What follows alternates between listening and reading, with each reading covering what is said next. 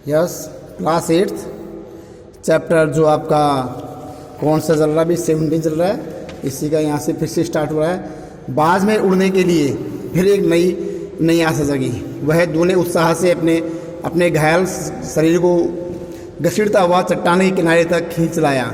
खुले आकाश को देखकर उनकी आंखें चमक उठी। उसने एक गहरी लंबी सांस ली और अपने पंख फैलाकर और हवा में वो कूद पड़ा, किंतु उनके टूटे पंखों में इतनी शक्ति नहीं थी कि उसके शरीर का बोझ भी वो क्या कर सके, संभाल सके। पत्थर सा उसका शरीर लुढ़कता हुआ नदी में जा गिरा। एक लहर ने उठकर उनके पंखों पर जमे खून को भी धो दिया। उनके थके मांदे शरीर को सफ़ेद फेन से ढक दिया। फिर अपनी गोद में समेटकर उसे अपने साथ सागर की ओर ले चली। लहरें चट्टानों पर सिर धुलने लगी, मानो बाज की मृत्यु पर आंसू बहा रही हो। धीरे धीरे समुद्र के असीम विस्तार में बाज आंखों से उजल हो गया।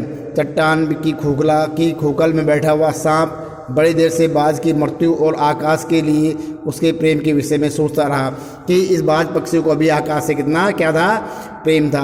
आकाश के असीम शून्यता में क्या ऐसा आकर्षक छिपा हुआ है। सांप कह रहा है कि आकाश में ऐसा क्या है, अतः आकर्षक क्यों छिपा हुआ है जिसके लिए बाज अपने प्राण गंवा दिए। वह खुद तो मर गया, लेकिन मेरे दिल का चैन भी अपने साथ ले गया। न जाने आकाश में क्या खजाना रखा है। एक बार तो मैं भी वहाँ जाकर अपने रहस्य का पता लगाऊंगा, चाहे कुछ देर के लिए ही हो।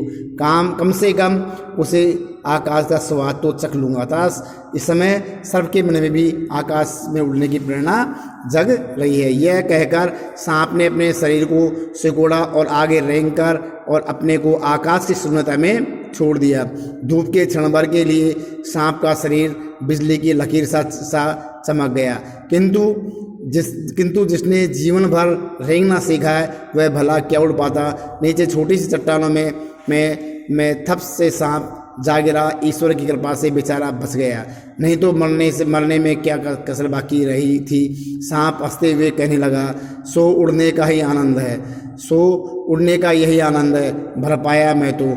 पक्षी भी कितने मूर्ख है कि धरती के सुख से अनजान रहकर और आकाश की ऊंचाइयों को नापना चाहते हैं। किंतु अब मैंने जान लिया कि आकाश में क्या कुछ नहीं रखा, केवल ढेर सी रोशनी के सिवा वहाँ और कुछ नहीं है। शरीर को संभालने के लिए क्या है, कोई स्थान भी नहीं है, कोई सहारा भी नहीं है वहाँ। फिर वे पक्षी किस बूते पर इतनी डींग हाँकते हैं, किस लिए धरती के प्राणियों को इतना छोटा समझते हैं। अब मैं कभी धोखा नहीं खाऊंगा।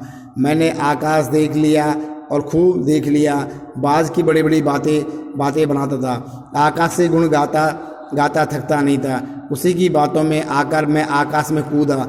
ईश्वर भला करे, मरते मरते बच गया। अब तो मेरी यह बात और ही पक्की हो गई कि मैं अपने खोखल से बड़ा सुख और कहीं नहीं धरती पर रेंग लेता हूँ। मेरे लिए यह सब कुछ है। मुझे आकाश की स्वतंत्रता से क्या लेना देना।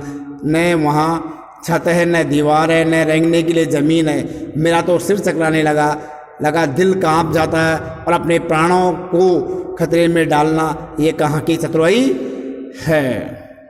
अर्थात वह जो सर्प था उसे मालूम चल गया कि मैं आकाश बूढ़ नहीं सकता, क्योंकि आकाश बूढ़ने की कोशिश करता है तो नीचे गिर गया और प्राण जाते जाते उसके बच गए। तो वो कहता कि मुझको तो मेरी ज़मीन ही अच्छी है।